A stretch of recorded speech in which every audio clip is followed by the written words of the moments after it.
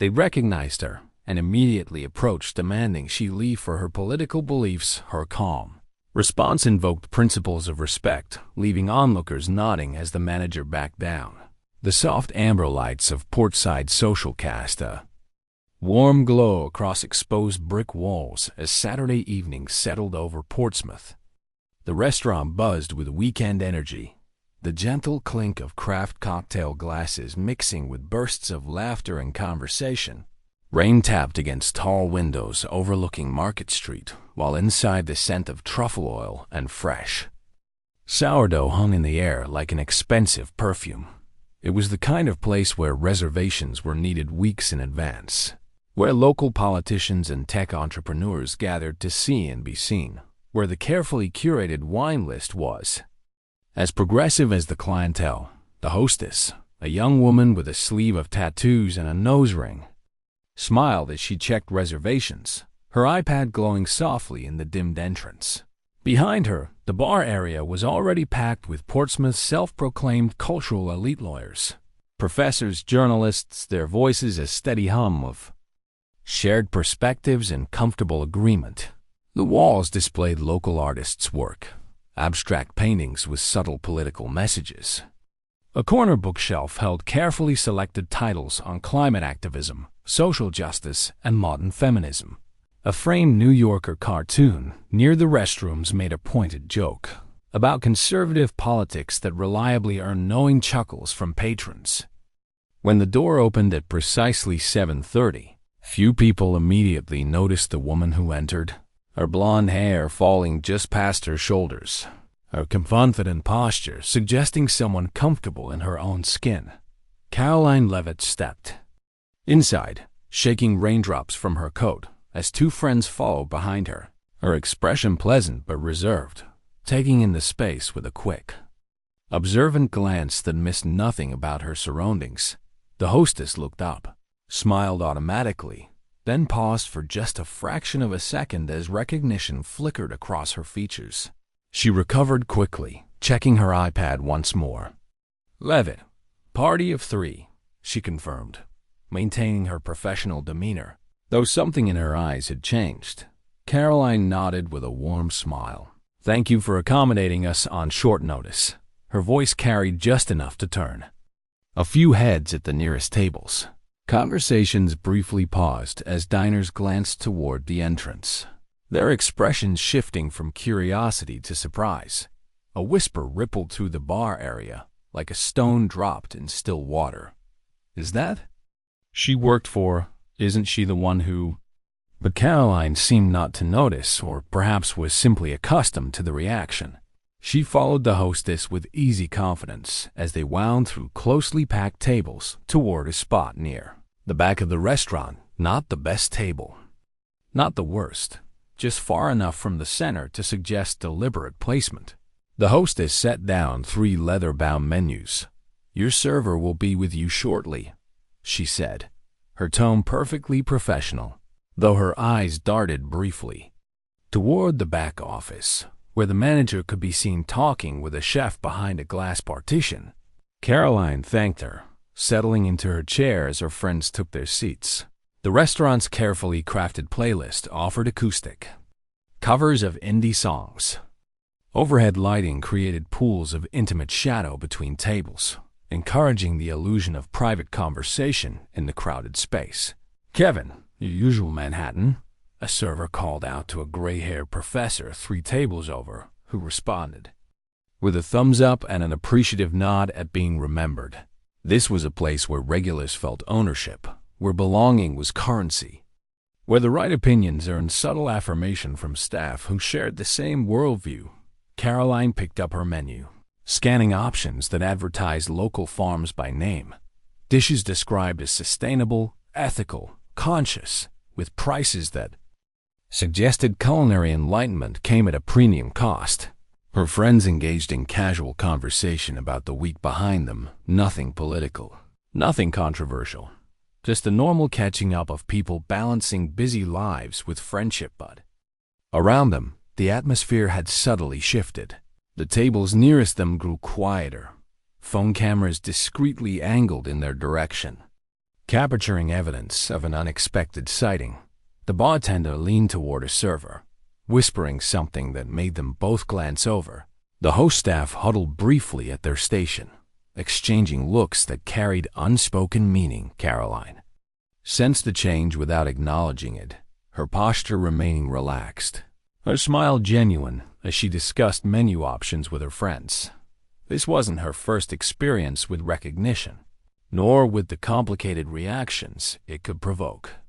At 25, she had already navigated worlds that most people twice her age never encountered, from White House press offices to campaign trails, from media scrutiny to public criticism. She had developed the particular poise that comes from being underestimated, then proving expectations wrong.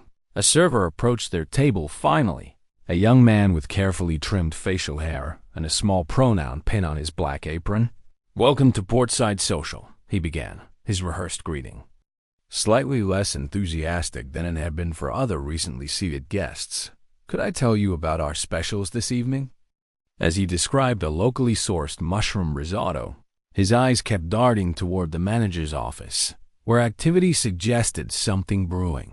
Thomas Reed, the restaurant's longtime manager, could be seen through the glass partition now, engaged in what appeared to be an increasingly animated phone conversation, his free hand gesturing emphatically as he paced the small office space, occasionally looking toward Karoline's table with an expression that suggested this Saturday evening had just become complicated.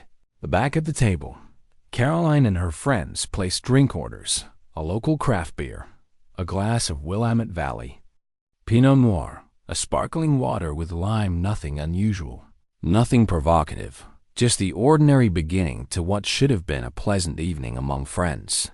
But the tension in the air was growing palpable as whispers continued to circulate.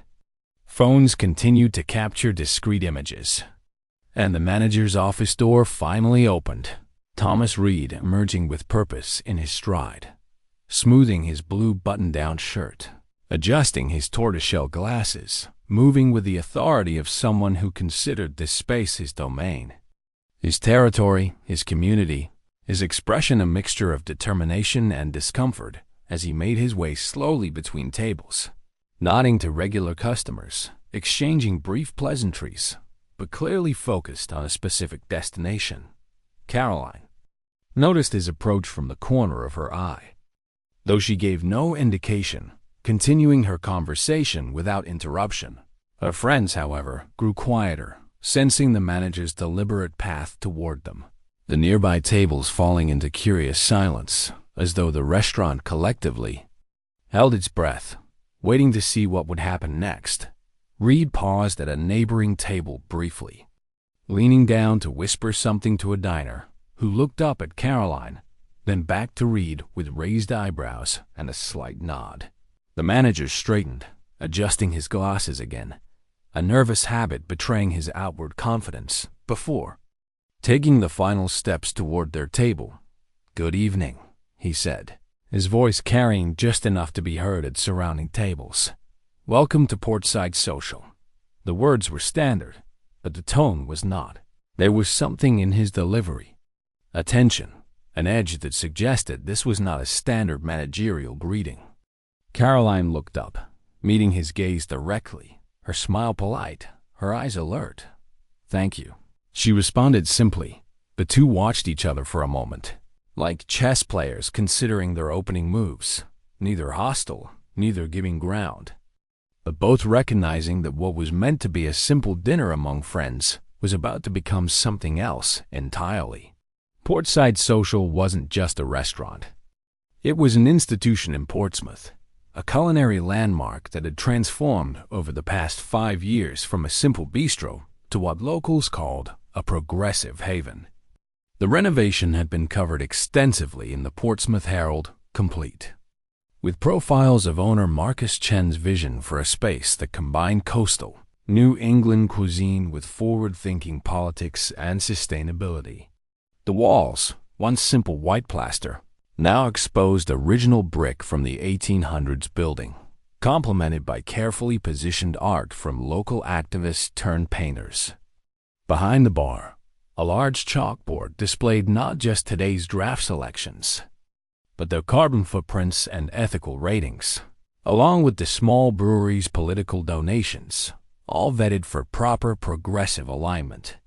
The menu changed seasonally, sometimes weekly, based on local farm availability, each dish named with a nod to liberal causes: the She avocado toast, the climate action chicken, the zero carbon footprint mushroom risotto.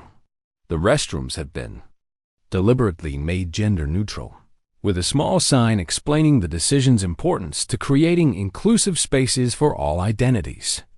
The staff was diverse in specific, calculated ways, though most shared similar educational backgrounds and almost identical political perspectives. Thomas Reed had managed Portside Social since its transformation 3 years earlier. At 42, he had the confident bearing of someone who'd found his perfect position. A Cornell hospitality graduate with a minor in political science, he'd worked in restaurants across New England, building a reputation for impeccable service and carefully curated dining experiences. He wore his politics openly, comfortably, a small Progressive Party pin on his lapel, campaign donations listed proudly on. Social media, weekend volunteer work with environmental causes, and voter registration drives before elections. He considered the restaurant an extension of his values, a space where like-minded people could gather to share not just meals, but perspectives that aligned with a specific worldview. The restaurant had hosted fundraisers for local Democrats, book signings for progressive authors, and planning meetings for climate activists. It was more than a business to Thomas, it was a mission, a community, a statement about which voices deserved to be amplified and which he believed should not. Across the dining room, Karoline Leavitt represented everything Portside Social positioned itself against. At 25, she had already built a career that made her both admired and controversial. A New Hampshire native who had risen rapidly from local student to national political figure. She had served as an assistant press secretary in the Trump White House at just 23, then as communications director for Elise Stefanik before running for Congress herself in 2022. Her campaign had been energetic, focused, built on traditional conservative values and unapologetic support for America First policies. She had lost that race, but gained significant attention for her youth, her confidence, and her unwavering commitment to positions that many in her generation rejected. In Portsmouth, particularly in establishments like Portside, her name evoked strong reactions, a youth making her conservative position somehow more provocative to progressive sensibilities than if they'd come from someone older. Many in the restaurant recognized her immediately, not just from her congressional campaign, but from her frequent Fox News appearances, where she articulated conservative viewpoints with a clarity and conviction that belied her age. To patrons of Portside Social, she represented what they defined themselves against, a worldview they considered regressive, harmful, yet here she was, in physical form, not just a face on a screen to argue with, but a real person dining, just tables away, ordering the same craft beers, discussing the same menu. The cognitive dissonance was palpable. At the bar, 3 professors from the university huddled closer together, exchanging theories about why she would choose this particular restaurant. Surely she knew its reputation, its clientele. Was it deliberate provocation, a political statement, or simply a desire for their acclaimed Brussels sprouts? At a corner table, a local Democratic organizer who had campaigned against Leavitt typed furiously on her phone, alerting others to this unexpected sighting, documenting the moment for whatever social media opportunity might arise. Near the windows, 2 tech entrepreneurs who had donated maximum amounts to her opponent watched with undisguised curiosity, wondering how this uncommon collision of political worlds would resolve itself. The staff, too, had noticed their unusual guest, the bartender who proudly displayed progressive stickers on his water bottle, The server whose car featured bumper stickers supporting causes Leavitt had openly opposed. The sous chef who had volunteered for her opponent. Most had never served someone whose politics they found not just different, but objectionable. The novelty created a strange, uncertain energy that rippled through their usually confident service. Thomas Reed felt this shift acutely as he stood before Karoline's table, the responsibility of response falling to him as the restaurant's manager and public face. He had built this space, cultivated its atmosphere, established its reputation as somewhere where progressive values were celebrated and shared. Now he faced a choice about how to respond to someone whose mere presence seemed to challenge that carefully constructed identity. Karoline, meanwhile, was fully aware of the restaurant's reputation and character. She hadn't chosen it randomly or provocatively, but because a friend had recommended the food, and she believed in experiencing different perspectives, not just in politics, but in all aspects of life.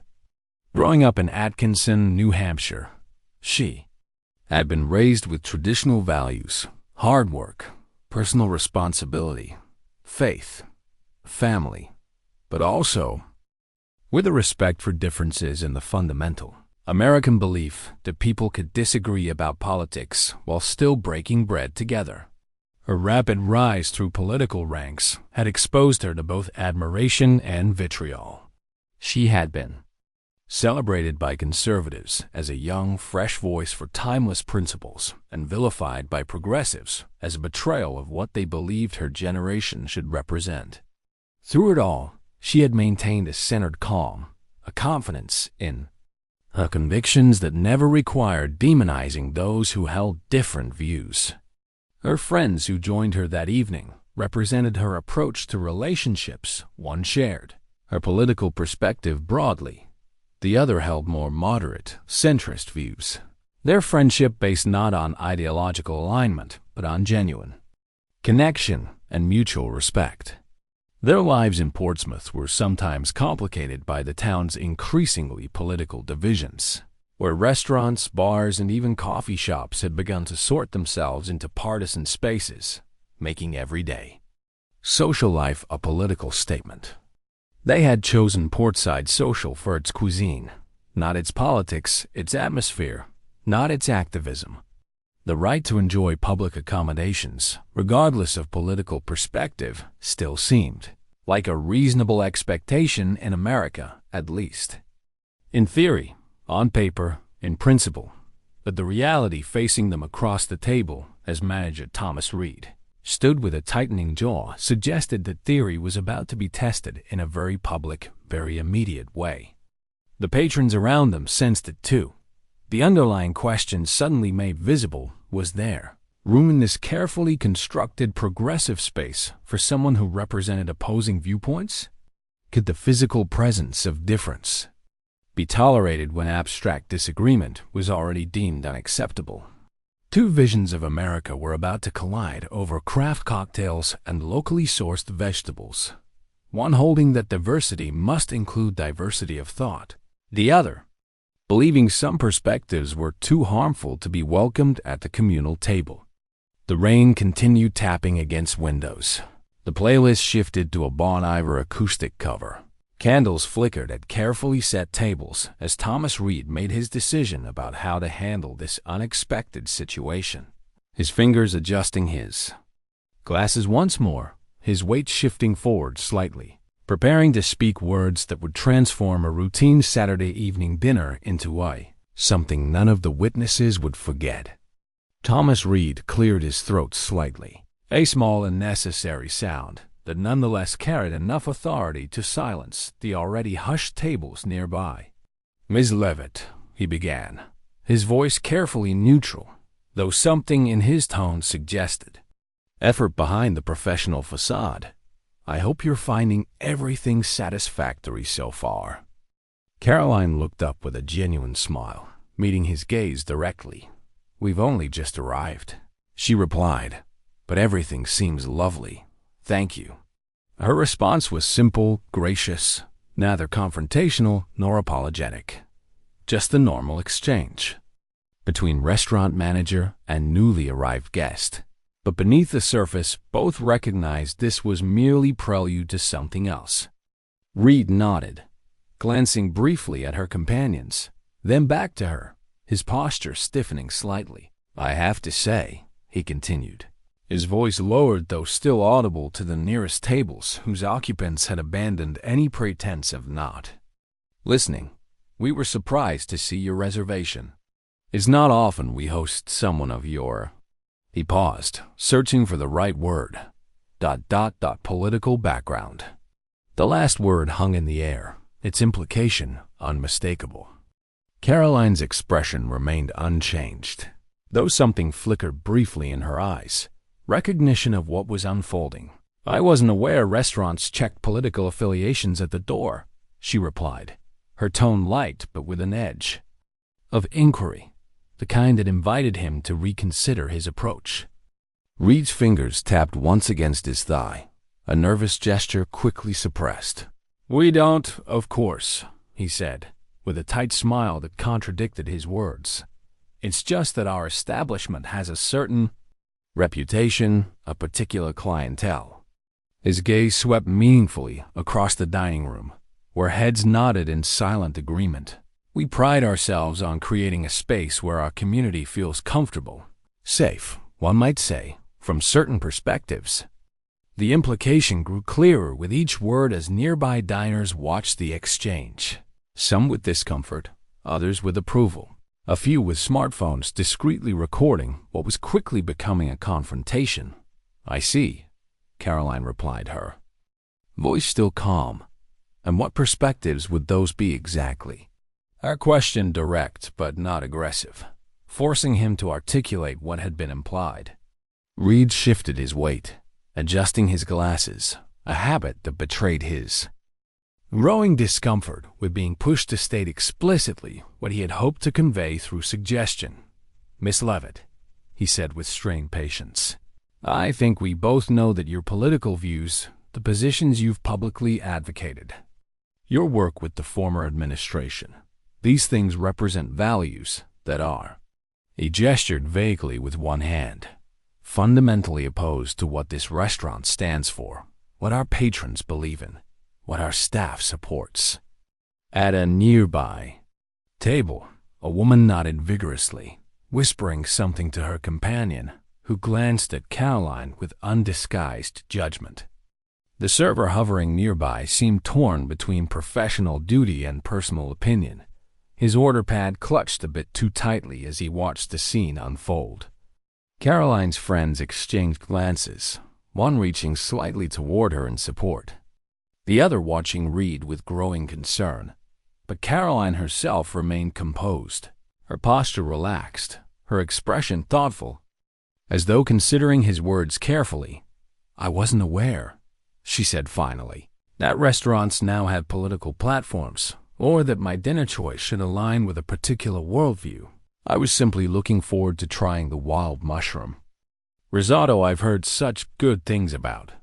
Her response carried no anger, no defensiveness, just a calm questioning of his underlying premise. Reed's jaw tightened visibly, her composure clearly not what he had expected, perhaps hoped for even. "Miss Leavitt," he continued, his voice hardening slightly with frustration, "Portside Social isn't just a restaurant. It's a community space, a gathering place for people who share certain values. When someone like yourself enters this space, it creates a disruption, a discomfort among our regular patrons who come here expecting a particular environment." Several nearby diners nodded in agreement. One man in his 60s with a carefully trimmed silver beard and NPR tote bag beside his chair leaned forward as if to speak, then thought better of it, settling for a disapproving glance in Karoline's direction. "I'm sorry," Karoline replied, "but I'm still not clear what you're suggesting." Her voice remained steady, reasonable. "Are you asking us to leave because of my political affiliation?" Reed hesitated, clearly uncomfortable with stating so directly what he had been implying. He glanced around the restaurant, seeming to draw strength from the watchful eyes of patrons who shared his perspective. I'm simply suggesting, he said finally, that there might be other establishments in Portsmouth better suited to someone with your particular ... background, places where you might feel more comfortable and our regular guests would feel more. He searched for the right word again. ... ease. The request, though still couched in suggestion, had become unmistakable. He was asking her to leave based solely on her political identity, her associations, her beliefs about governance and policy, not because of any behavior, any disruption, but simply because of who she was, what she represented in his eyes. The restaurant had fallen completely silent now, the soft playlist suddenly noticeable in the absence of the usual conversational hum. Servers stood frozen between tables. Bartenders paused mid-pour, watching as the confrontation reached its turning point. One of Karoline's friends spoke up, his voice tight with barely controlled anger. Is this actually happening right now? Are you seriously asking us to leave because you don't like her politics? Reed turned to him with a dismissive gesture. I'm simply trying to ensure that everyone's dining experience is pleasant, including yours, he added with forced politeness. I imagine it can't be comfortable to dine where you're not welcome. Several diners had pulled out phones now, recording openly as the confrontation escalated, some nodding in agreement with Reed, others watching with expressions of growing discomfort at the scene unfolding. A young server near the kitchen entrance whispered urgently to a colleague, "Should someone call Marcus?"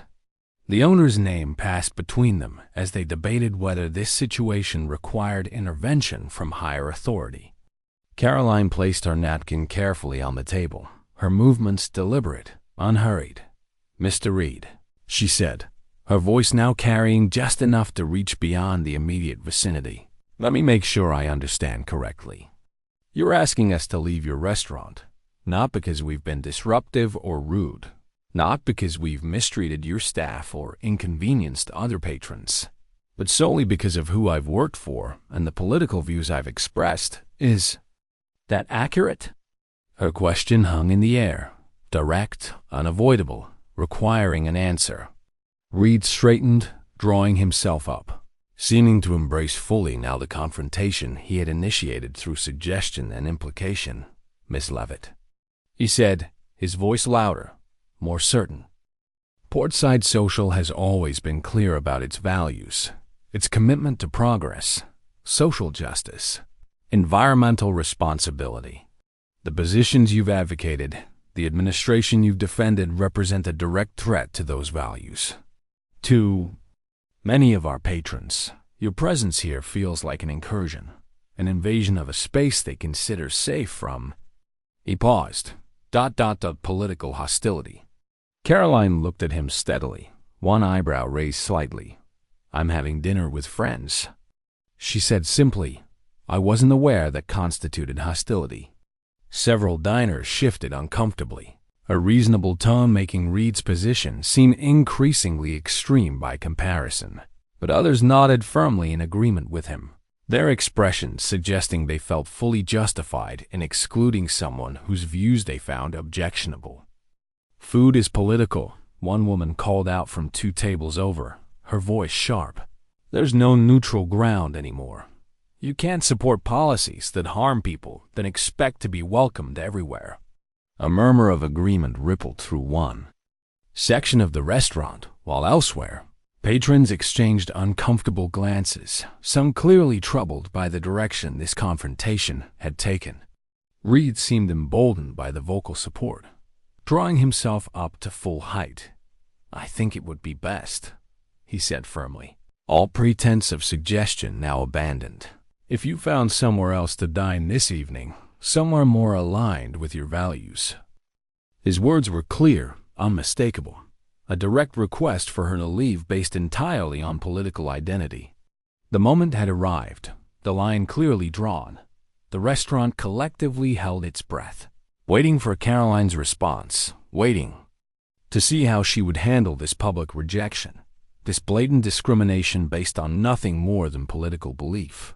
The test of character now fully before her as all eyes watched, all phones recorded, all witnesses waited for what would come next.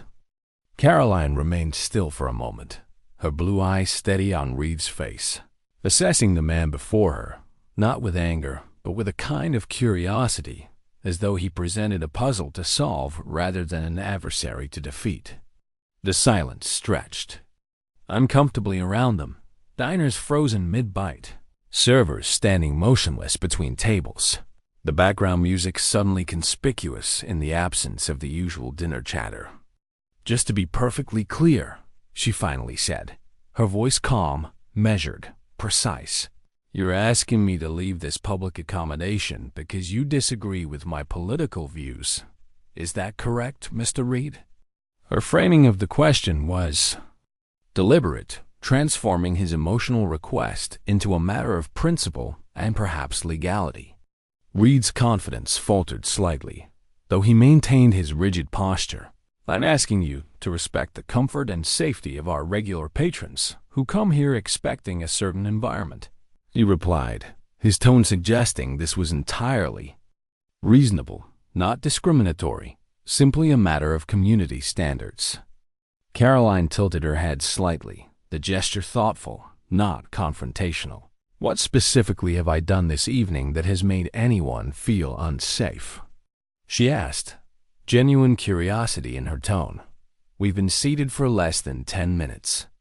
Ordered drinks, exchanged pleasantries with staff. At what point did my existence become threatening?" Several diners shifted uncomfortably in their seats, her reasonable question highlighting the absurdity of claiming physical threat from her mere presence in the space. Reed's jaw tightened visibly. "It's not what you've done, Miss Leavitt. It's what you represent, the positions you've advocated publicly, your defensive policies that many consider harmful, your work with an administration that attacked the very values this establishment stands for." A woman at a nearby table nodded vigorously. "Exactly," she interjected, her voice sharp. "Some views don't deserve a platform, not even at a dinner table."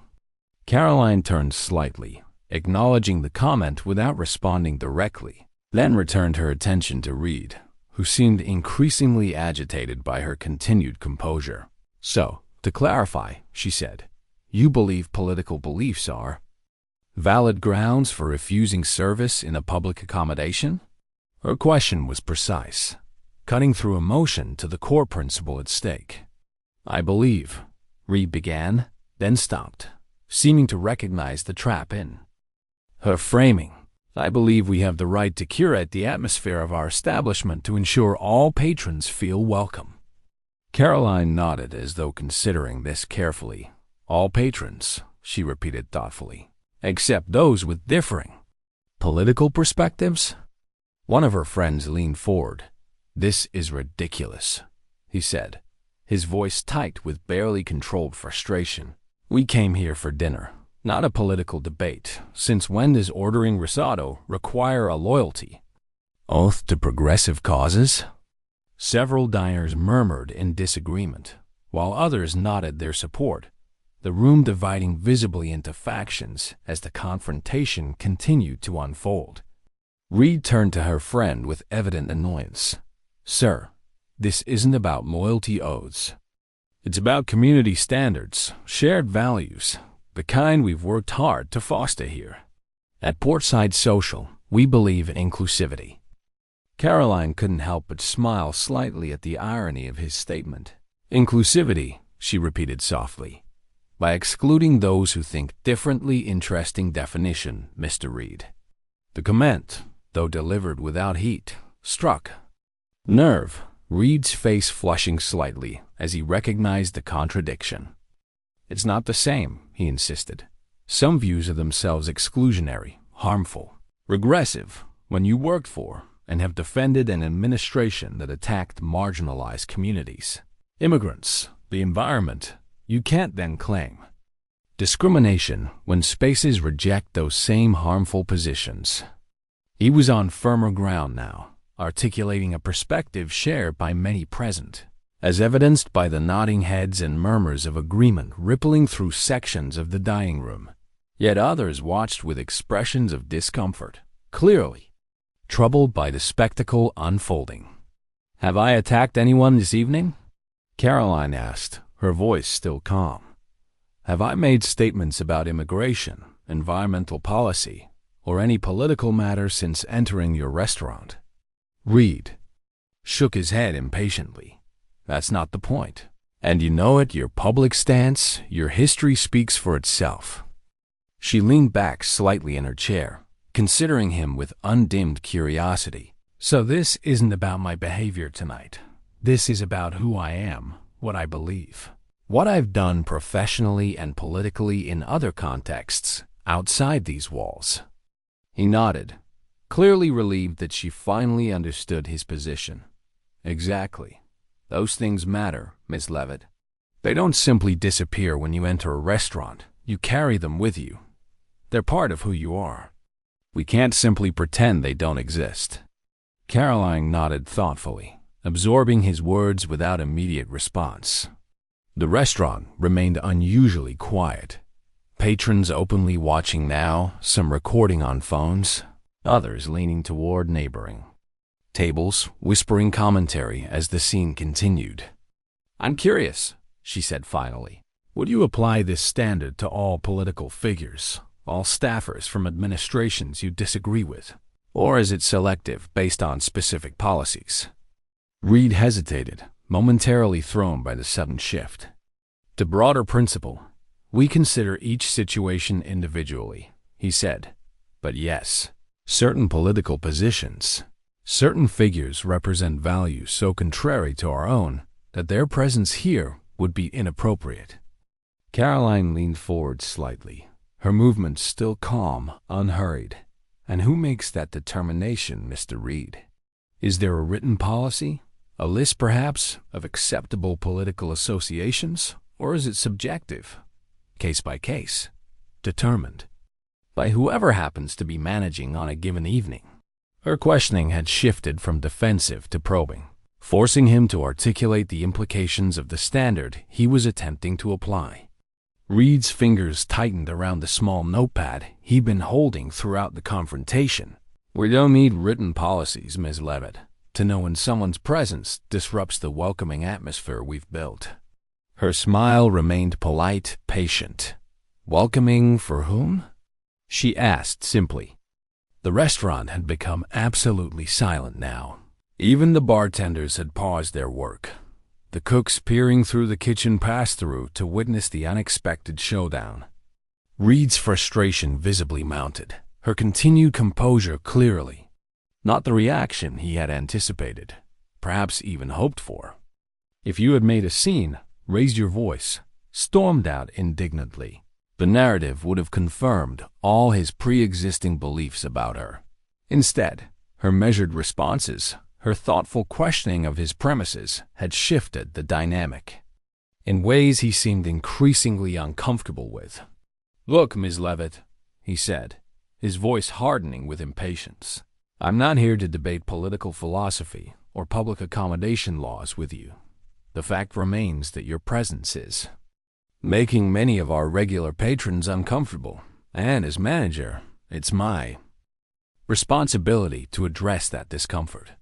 At this, several diners nodded emphatically. One man even began to applaud briefly before stopping when few joined in. Karoline glanced around the restaurant, taking in the mixed reactions, some faces hostile, others uncertain, a few openly sympathetic to her position. Her gaze returned to Reed, steady, unwavering. "Mr. Reed," she said, her voice neither raised nor defensive, yet somehow carrying clearly throughout the now silent restaurant. "Have you considered that the discomfort some might feel at dining near someone with different political views might actually be good for them?" The question was unexpected, philosophical, shifting the conversation from rights and policies to deeper questions about civic life and discourse. Reed blinked, caught off guard. "I don't follow," he said warily. Karoline's expression remained thoughtful. In a functioning democracy, she continued, citizens with different perspectives, different values, different priorities must find ways to coexist peacefully, to share public spaces, engage in civil discourse, even break bread together despite disagreements. Something shifted in the cause. The atmosphere as her words registered with listeners. Not an argument about who was right or wrong, but a gentle reminder of shared citizenship, of democratic values larger than partisan divides. Reed seemed momentarily flustered. This isn't about democracy, he countered. It's about creating a safe space for our community, where people don't have to confront representatives of policies they find harmful. Karoline nodded, acknowledging his position without conceding the point. I understand the desire for comfort, Mr. Reed, but I wonder whether comfort at the expense of encountering different perspectives serves us well as citizens in the long run. The silence that followed Reed's demand seemed to stretch and expand, filling every corner of the restaurant with a tension almost physical in its presence. Karoline sat perfectly still, her expression thoughtful but unchanged. While around her, the atmosphere shifted, some diners leaning forward with anticipation, others suddenly finding their plates fascinating, perhaps uncomfortable with the confrontation's turn. Reed stood his ground, finger tapping against his thigh, the gesture betraying his growing impatience as he waited for compliance with his directive. He had played his authority card, made his position clear, unmistakable, final, and clearly expected immediate acquiescence. What he hadn't anticipated was this calm, steady gaze, this measured consideration of his demand as though it were merely a suggestion not backed by the full weight of his position. Mr. Reed, she finally said, her voice quiet but somehow reaching every attentive ear in the restaurant. I understand you feel strongly about this, but I'd like to better understand the standard you're applying in this situation. Reed's jaw visibly tightened, the muscles working beneath his skin. Ms. Leavitt, he said, a new edge in his voice. I've been quite clear. There's nothing more to discuss. Our restaurant reserves the right to refuse service, and I'm exercising that right now. A few patrons nodded emphatically, one woman near, the bar actually clapping briefly as though watching the final confrontation in a particularly satisfying political drama. Would you refuse service to all Republicans? Karoline asked, her tone genuinely curious, not confrontational, just inquisitive, as though conducting research on an interesting phenomenon. The question caught Reed off guard, forcing him to consider the broader implications of the standard he was attempting to apply. That's not, he began, then recovered his composure. This isn't about party affiliation, it's about specific positions and actions. You've publicly defended positions that many find deeply offensive, harmful even. Karoline nodded thoughtfully. And who determines which positions cross the threshold into unwelcome territory? Is there a committee? A vote, perhaps? Reed's frustration visibly mounted, his professional demeanor cracking slightly. This is absurd, he said, his voice rising just enough to draw glances from previously uninvolved diners. I'm not here to debate political philosophy. I'm telling you that your presence is unwelcome, and I need you to respect our establishment's wishes. One of Karoline's friends stood abruptly, his chair scraping loudly against the floor. This is ridiculous, he said. We're paying customers who've done nothing wrong. You can't just throw someone out because you don't like who they voted for. Several diners murmured in disagreement while others nodded uncomfortably, the restaurant dividing visibly into factions as the confrontation continued to escalate. A server hovered nearby, clearly uncertain whether to approach with their drinks or wait until the situation resolved itself. Reed turned to Karoline's friend, his patience visibly thinning.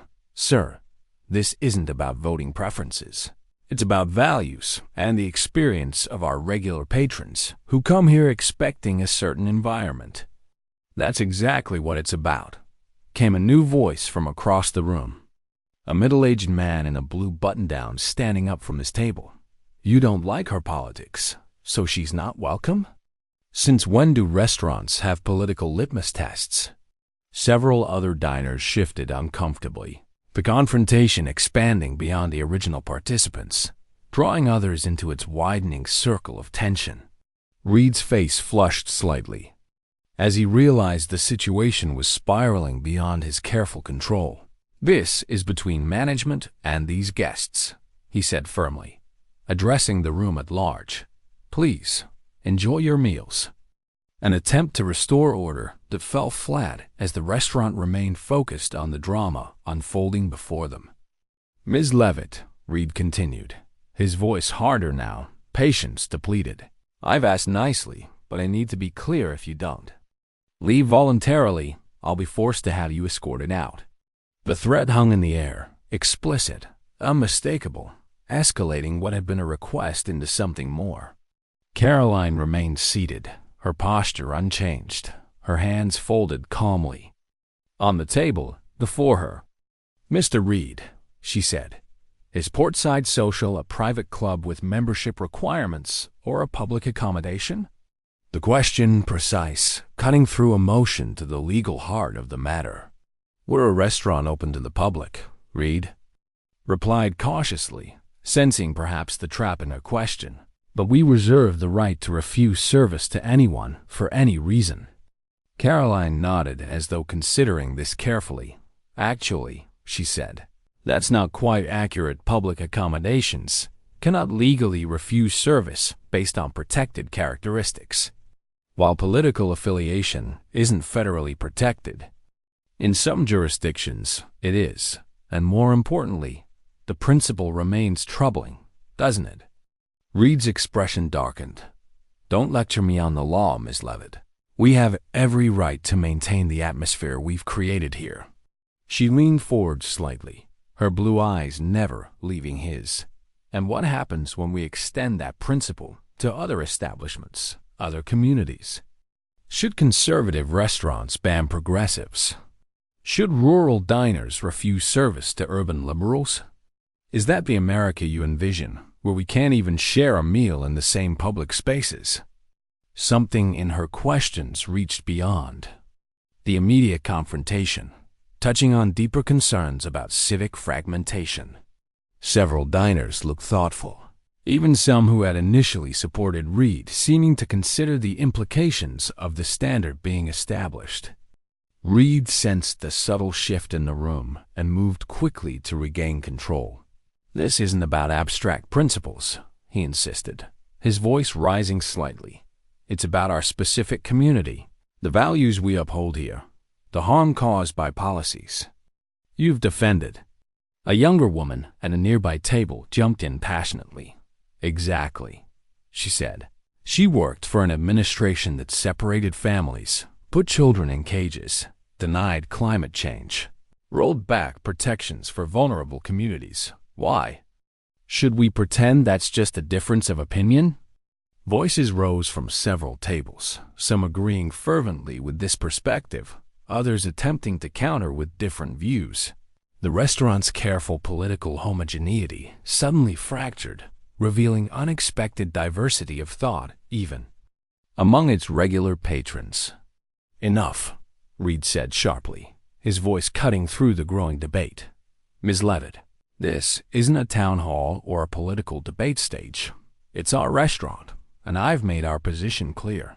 Karoline remained composed, her expression thoughtful even as the atmosphere around her grew charged with competing emotions and perspectives. "Mr. Reed," she said softly, "I hear that you believe I represent views you find deeply objectionable. I understand you feel strongly about this, but consider for a moment what you're doing by refusing service based solely on political identity. You're not protecting your community from harm. You're deepening the divisions that already exist, making it harder for us to see each other as fellow citizens worthy of basic dignity." Her words, carefully chosen, not accusatory but reflective, inviting consideration rather than conflict. Reed's frustration visibly mounted, her continued composure clearly not the reaction he had anticipated, perhaps even hoped for. If she had made a scene, raised her voice, stormed out indignantly, the narrative would have confirmed all his pre-existing beliefs about her. Instead, her measured responses, her thoughtful questioning of his premises, had shifted the dynamic in ways he seemed increasingly uncomfortable with. "This conversation is over," he said abruptly. "Miss Leavitt, I've been patient, but now I must insist that you and your party leave immediately, or I'll be forced to call the authorities." The ultimate escalation, the final threat, designed to end all debate, all discussion. Several servers looked at each other uncertainly, one whispering urgently into a phone, presumably calling the owner or manager on duty for guidance in this unprecedented situation. Patrons throughout the restaurant watched intently, some recording on phones, others whispering commentary to their dining companions as the confrontation reached its climax. Karoline looked at Reed for a long moment, taking in his flushed face, his rigid posture, the absolute certainty in his expression that he was right. She was wrong, and no further discussion was warranted. Then, slowly, deliberately, she stood, her movement drawing all eyes in the restaurant, her posture straight but not confrontational, her expression neither angry nor defeated, just thoughtfully resolved, as though she had made an important decision. The restaurant collectively held its breath-weight staff, patrons, kitchen personnel, all waiting to see what would happen next, all wondering whether she would leave quietly, shout angrily, make a scene that would confirm preconceptions about conservative temperament, or perhaps something else entirely, something no one in that room expected. What happened next would leave them all speechless, stunned, reconsidering assumptions that moments before had seemed unshakable. Karoline stood perfectly still, the restaurant utterly silent around her, every eye fixed on her slender frame as she took a single deep breath, composing her thoughts before speaking. When she finally addressed the room, her voice was neither loud nor confrontational, yet somehow it carried to every corner, reaching beyond the immediate vicinity to touch even the farthest tables. "Ladies and gentlemen," she began, "I hadn't planned to make a speech over dinner." She smiled slightly, a gentle, self-deprecating gesture that immediately humanized her in a way political caricatures never could. "But it seems I've become tonight's unexpected entertainment." A few uncomfortable chuckles rippled through the room, breaking the tension just enough to ensure everyone leaned in, listening. "I've lived in New Hampshire my entire life," she continued, her tone conversational, authentic. "Grew up just 40 minutes from here in Atkinson. Went to school with kids whose parents probably look a lot like many of you." Her gaze swept the room, making brief but meaningful eye contact with various diners. "This state, this community shaped me long before I developed political opinions or worked in any administration." Reed shifted uncomfortably, his arms crossed, clearly impatient with this unexpected turn, but something in her manner held the room, prevented him from interrupting just yet. The narrative wasn't following his script. "My parents taught me something growing up," Karoline continued, her voice warming with memory. "They said that in America we can disagree, sometimes passionately, about politics, about how government should work, about policies and priorities and approaches. But at the end of the day, we still treat each other with basic human dignity. We still see each other as neighbors, as fellow citizens worthy of respect, even when we disagree, especially when we disagree." She paused, letting the words settle. Several diners nodded almost unconsciously, responding to a principle that transcended the immediate political moment. "Mr. Reed believes," she said, turning slightly to look directly at the manager, "that my presence here somehow threatens this community, that my political beliefs make me unworthy of sharing this public space with you, that my very existence in this restaurant creates harm simply because I hold views different from those celebrated here." She gestured to the progressive artwork, the carefully curated political signifiers that decorated the restaurants. Whilst there was no accusation in her tone, no anger, no resentment, just a calm statement of the situation as it stood. I want to ask all of you to consider what happens to our community, our state, our country, when we can no longer share a meal in the same restaurants, attend the same events, frequent the same businesses because of political differences. Her question hung in the air, thoughtful, challenging, but not divisive, inviting reflection rather than reaction. An older man at a corner table removed his glasses, wiping them slowly, his expression troubled as he considered her words. A woman, who had earlier vocally supported Reed, looked down at her plate, suddenly finding her half-eaten meal fascinating. Not long ago, Karoline continued, in this country, there were establishments that refused service based on immutable characteristics, that treated fellow humans as unworthy of equal accommodation. It was wrong then, profoundly, morally wrong.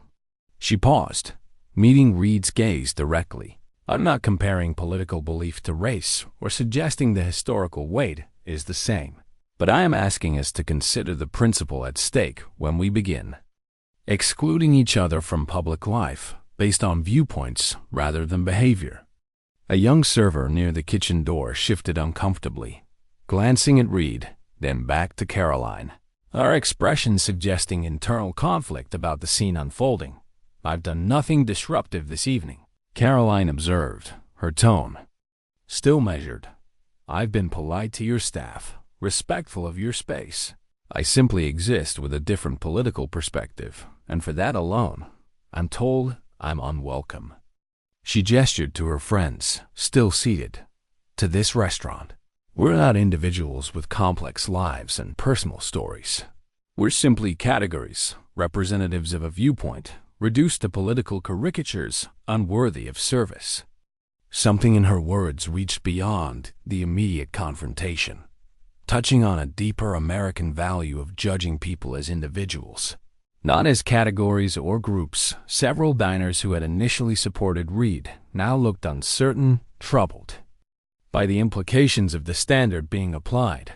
When we reduce each other to political labels, she continued, we lose something precious, the ability to see our shared humanity, our common citizenship, our mutual belonging despite our differences, because of our differences. America, at its best, has always been a place where people of vastly different backgrounds and beliefs could share public spaces, could break bread together, could disagree without demonizing one another. Reed finally found his voice, stepping forward with visible frustration. This is all very nice, Ms. Leavitt, he said, his tone dismissive. But it doesn't change the fact that you've defended policies many consider harmful, offensive. Even some perspectives don't deserve respect or accommodation. Karoline turned to him, her expression thoughtful. Mr. Reed, she asked quietly, who decides which perspectives deserve accommodation and which can be excluded from public life?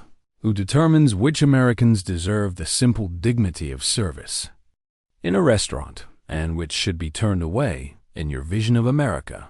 Who makes these judgments? The question hung in the air, profound in its simplicity, challenging in its implications. Reed hesitated, suddenly uncertain, faced with the fundamental question underlying the authority he had attempted to exercise. We ...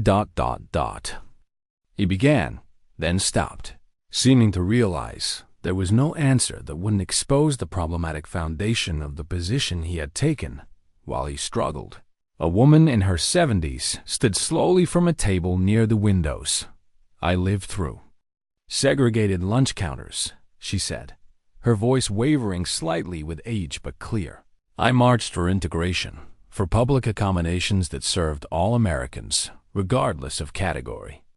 This isn't the same thing, Reed protested, turning toward her with evident frustration. But the woman continued undeterred. The principle matters, young man. Once we start excluding people from public life based on who they are, not what they've done, we step onto a dangerous path. I don't agree with her politics, but I agree even less with what you're doing." A murmur rippled through the restaurant as her words registered with the diners, creating a shift in the atmosphere, a reconsideration of what had seemed just minutes before a simple matter of progressive values and safe spaces. Karoline nodded gratefully to the woman, then addressed the room once more. "I believe deeply in the power of discourse, in the value of encountering different perspectives, in the essential American project of figuring out how to live together despite our differences." She paused, meeting eyes across the restaurant. "Whether you agree with my politics or not, surely we can agree that in America, where we can't even dine in the same restaurants, shop in the same stores, share the same public spaces because of political differences, is not the America any of us should want." Her words settled over the room, not as argument or accusation, but as invitation to reconsider the implications of what had transpired. A middle-aged man put down his fork, looking thoughtfully at his progressive friends. "You know, she's not wrong," he said quietly but audibly in the silent restaurant.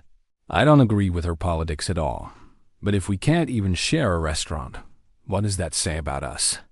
Reed stood frozen, watching as the narrative he had so confidently controlled slipped away from him, the moral certainty he had wielded now crumbling beneath the weight of a more fundamental principle. Karoline turned back to him, her expression neither triumphant nor angry, just resolute. "Mr. Reed," she said softly, "I came here tonight for dinner with friends, nothing more, nothing less. If my presence truly disturbs you that much, we will leave without further argument." She reached for her purse, a gesture of concession that nonetheless carried its own quiet dignity. "But as we do, I hope you'll consider what kind of community, what kind of country we create when we can no longer see beyond political labels to our shared humanity."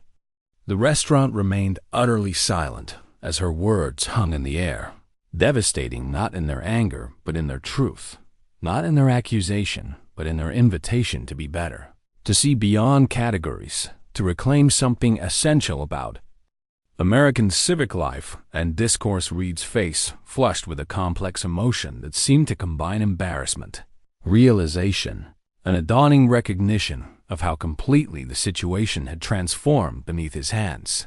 "Ms. Leavitt, .. He began, his voice unsteady, uncertain where to go, what to say, how to recover from the moral reversal that had occurred before dozens of witnesses.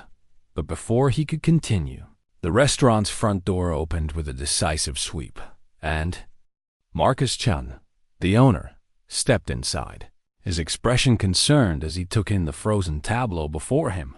"What's happening here?" he asked, his voice cutting through the silence as all eyes turned from Karoline to him.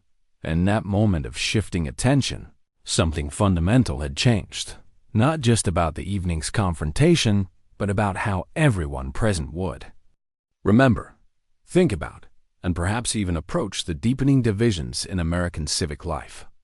Marcus Chun stood in the restaurant's entrance, his normally relaxed demeanor replaced by the alert tension of a business owner. Sensing something significant had occurred in his carefully cultivated establishment, his dark eyes swept the room, taking in the frozen tableau of staff, customers, and at the center, his manager and a young woman whose face he recognized immediately. The silence that greeted his arrival was thick, heavy with unresolved emotion, as though the entire restaurant collectively held its breath, waiting to see how this new development would unfold. "Thomas, what's happening here?" Chun repeated his question more directly, moving further into the restaurant, his presence commanding immediate attention. Reed shifted uncomfortably, his earlier certainty now visibly crumbling under his employer's questioning gaze. "We had a situation," he began, his voice lacking its previous authority. "Ms. Leavitt's presence was causing discomfort among some of our regular patrons, and I was—" Chun held up his hand, stopping Reed mid-sentence, his expression suggesting he already understood more than Reed might have hoped. "Ms. Leavitt," he said, turning to Karoline, his tone professional but genuinely concerned. I apologize if there's been any misunderstanding. Karoline remained standing, perfectly composed, though something in her expression suggested she recognized this pivotal moment for what it was, an opportunity to resolve the situation with dignity rather than triumph.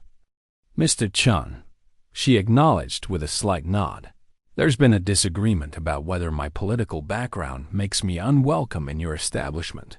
Her framing was precise, neutral, neither accusatory nor emotional, just a clear statement of the situation. Chun's eyebrows rose slightly as he glanced toward Reed, then back to Karoline, his mind visibly processing the implications, both immediate and longer term, of what had apparently transpired. The restaurant remained utterly silent, servers frozen. Between tables, diners watching with undisguised interest as the owner confronted the unexpected controversy. "I see," Chun said finally, his voice carefully measured. "As a rule, Portside Social welcomes all guests, regardless of political affiliation." He looked directly at Reed as he spoke, the message clear though unspoken. This standard was not negotiable. Reed's face flushed darker, a complex mixture of emotions playing across his features as he realized his position was being publicly undermined. "But Marcus," he began, his voice lowered. "Some of our patrons expressed concerns." Chun shook his head slightly, a subtle but firm redirection.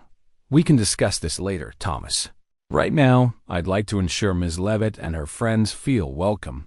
Throughout the restaurant, reactions varied. Some patrons nodded in approval.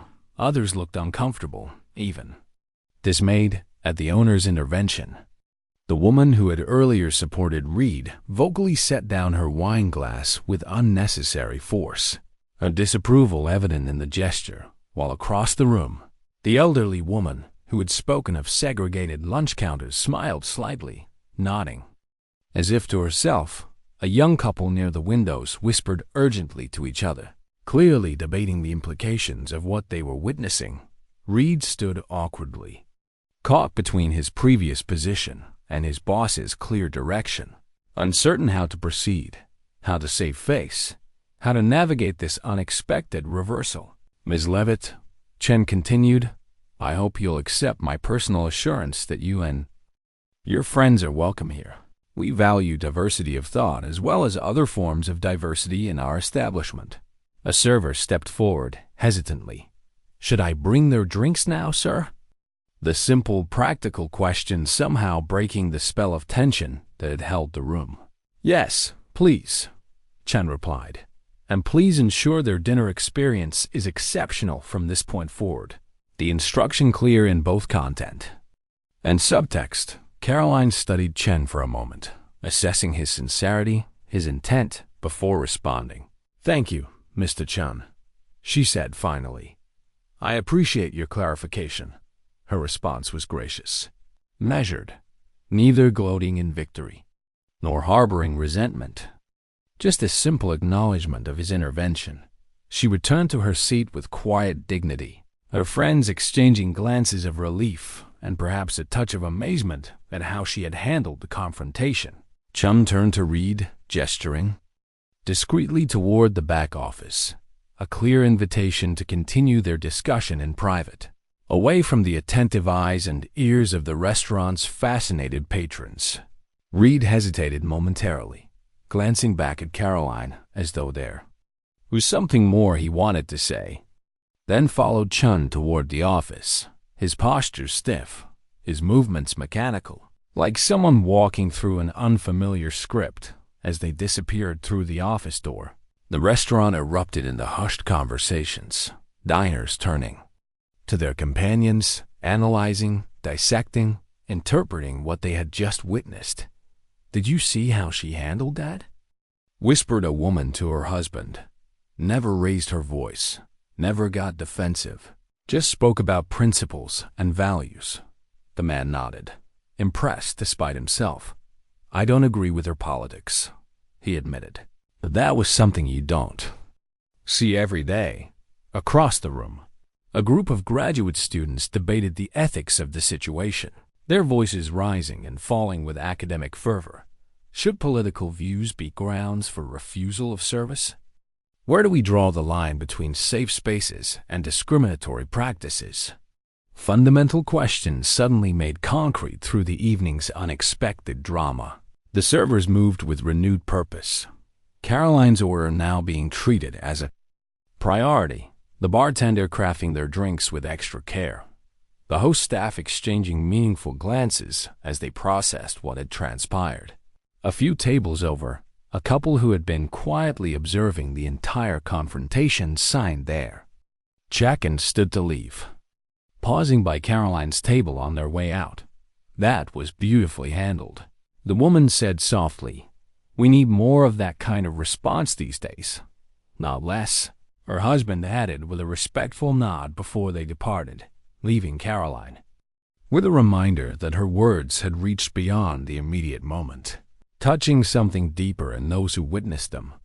Through the office window, Chun could be seen speaking intently to Reed, gesturing occasionally, the manager's body language defensive, then defeated, as whatever conversation unfolded between them clearly established a new understanding of boundaries and expectations.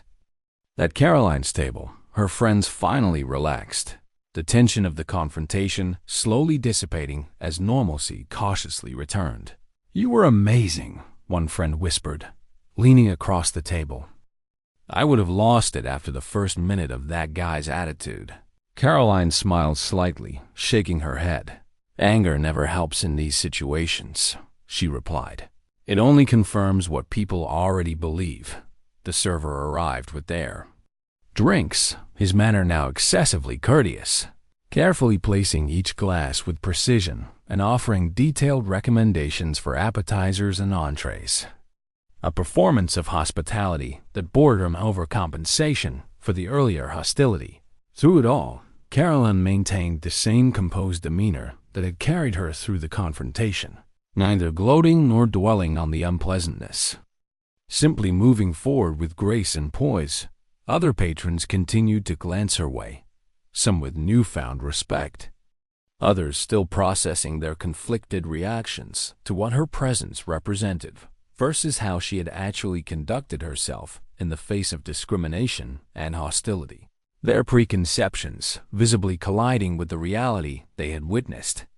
In the office, Chum concluded his conversation with Reed, the manager nodding repeatedly, his expression suggesting significant recalibration of understanding about establishment policies and personal authority. When they emerged, Reed did not return to the main floor but disappeared through the back exit, his shift apparently over. While Chun moved through the restaurant, stopping briefly at several tables, checking in with patrons, ensuring the evening's disruption was being smoothed over with professional attention and care. When he reached Karoline's table, he paused longer, crouching slightly to speak more privately. "Ms. Leavitt," he said, his voice sincere, "I want to personally apologize for what happened. This isn't how we treat guests at Portside Social. Not any guests, regardless of political background." Karoline nodded, accepting his apology with the same grace she had shown throughout. "It's behind us now, Mr. Chun," she replied. "I'd just like to enjoy dinner with my friends." He nodded appreciatively. At her response, standing to leave before adding, "Your meal tonight is on the house." A small gesture, but one that publicly signaled his position on what had transpired.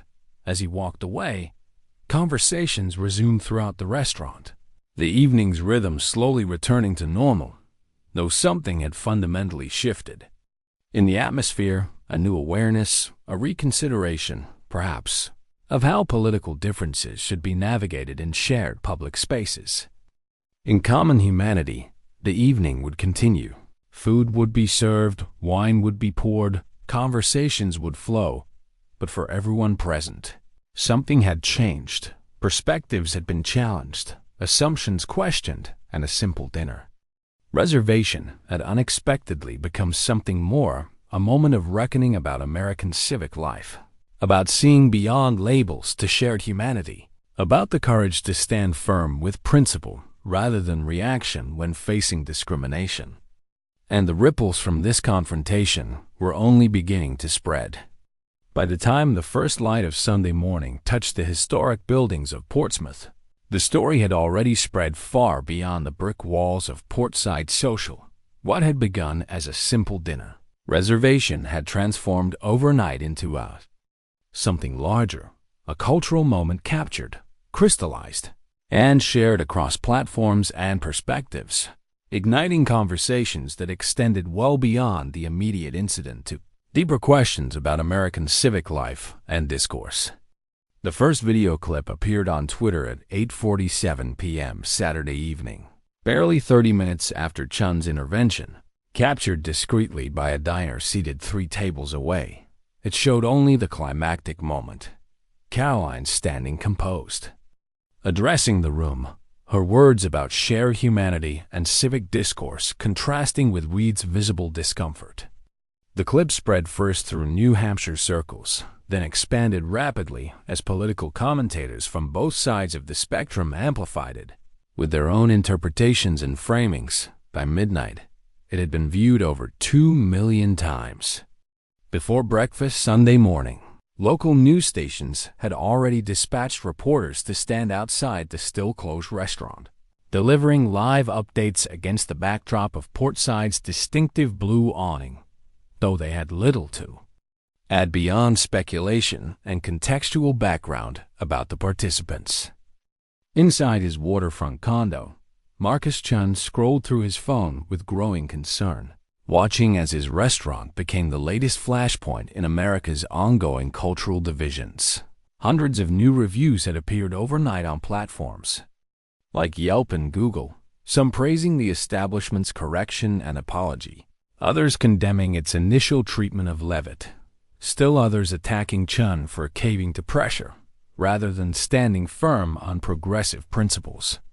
His phone buzzed constantly, with messages from staff, investors, friends, and community leaders, all wanting to know how he planned to respond to the growing controversy surrounding his business.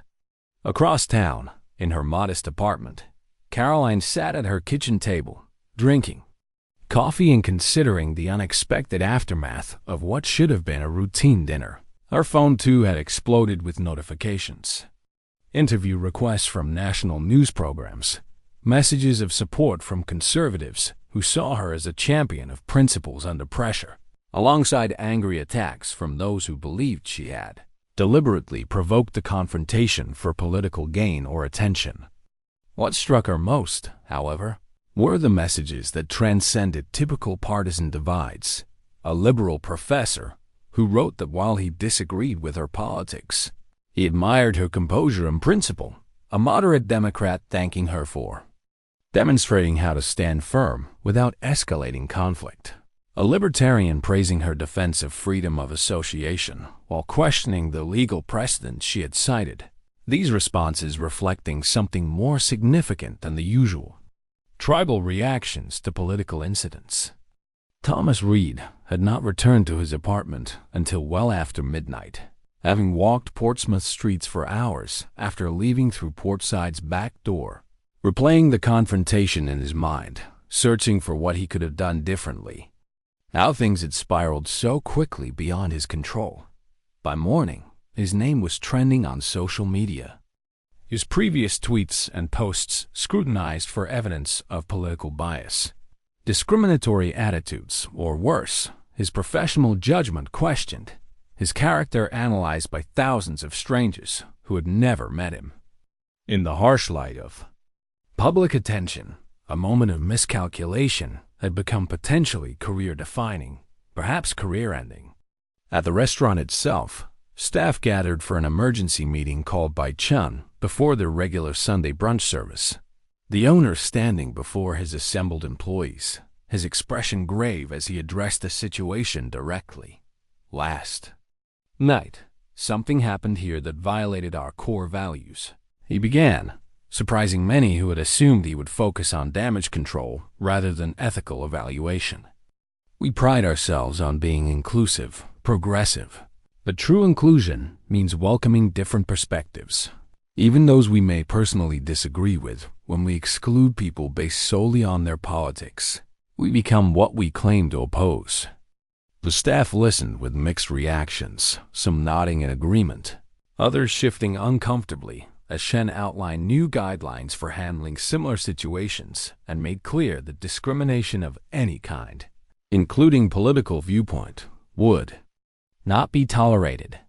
Reed's absence was conspicuous, unmistakable, though Chun offered no public explanation for the manager's sudden unavailability, leaving staff to draw their own conclusions.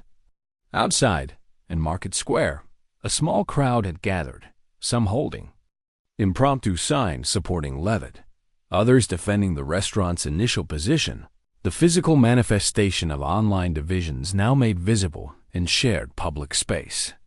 Local police maintained a casual presence nearby, ensuring the peaceful expression of free speech didn't escalate into something more confrontational. A metaphor, perhaps, for the balancing act American democracy continuously performs. By mid-morning, the story had reached national news, conservative outlets framing it as evidence of progressive intolerance, liberal publications offering more nuanced takes on the complexities of creating truly inclusive spaces while maintaining values, cable shows hastily assembling panels of commentators to debate the broader implications, while social media continued its own chaotic, multifaceted conversation about rights, responsibilities, and civic discourse. One political analyst on a Sunday morning show perhaps captured it best when she observed, "What made this incident resonate isn't just the conflict itself, but Leavitt's response to it. She had every opportunity to escalate, to play victim, to turn it into political theater. Instead, she elevated the conversation to principles we can all recognize across partisan divides." In downtown Portsmouth, regular Sunday patrons approached Portside Social with curiosity, some taking selfies outside before entering, others scanning the interior as they were seated, hoping to identify the exact spot where the now viral confrontation had occurred. Servers fielded countless questions about the incident, carefully sticking to Chen's approved talking points, acknowledging the mistake, emphasizing the restaurant's commitment to serving all community members, regardless of political perspective. At church services throughout the region, the incident found its way into several sermons, one minister relating it to biblical teachings about seeing humanity in those we disagree with, another drawing parallels to early Christian experiences of exclusion and the moral imperative of welcome, a rabbi at a local synagogue connecting it to Jewish traditions of dialogue and disagreement, the religious dimensions adding yet another layer to the expanding conversation the incident had sparked. By afternoon, Karoline had accepted one interview request from a respected national journalist known for substantive conversation rather than gotcha moments. She sat in her living room, facing the camera, her demeanor as composed as it had been in the restaurant. "I didn't go looking for this confrontation," she explained. "I simply wanted dinner with friends. But when it happened, I tried to respond in a way that might bridge divides rather than deepen them." When asked if she planned legal action, she shook her head with a slight smile. "That would completely undermine the point I was making about finding ways to coexist despite our differences. This isn't about lawsuits or cancellation. It's about remembering our shared citizenship." The response online was immediate and multifaceted, some praising her restraint, others questioning her sincerity, but many acknowledging that her consistent approach suggested genuine conviction rather than political calculation. At a nearby nursing home, the elderly woman who had stood and spoken about segregated lunch counters watched the interview, surrounded by fellow residents, nodding with approval at Leavitt's words. That young woman understands something important, she told her companions, something we're forgetting in all our political fights about the fragility of democratic norms and civic bonds.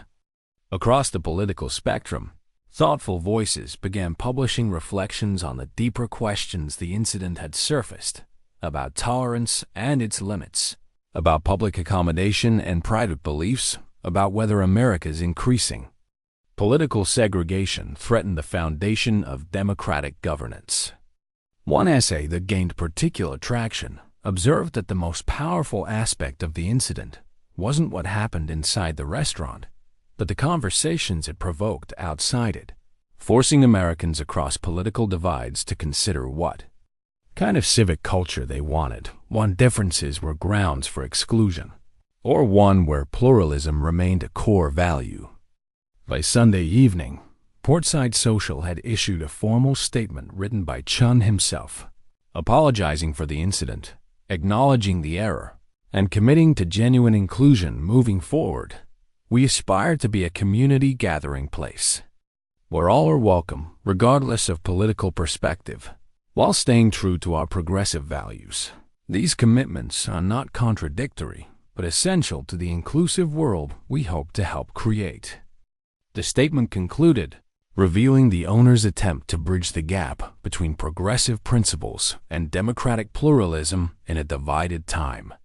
As the sun set over Portsmouth Harbor, casting long shadows across Market Square, the immediate furor began to subside, though its impact continued to reverberate through conversations, classrooms, and community meetings where Americans grappled with fundamental questions about how to live together despite deep differences, about whether shared spaces could still exist in an increasingly divided political landscape, and at the center of it all, one young woman's composed response to discrimination had offered, if not an answer, then at least a model of how principle could prevail over polarization, dignity over division, humanity over hostility in moments when American civic ideals were put to their most personal tests.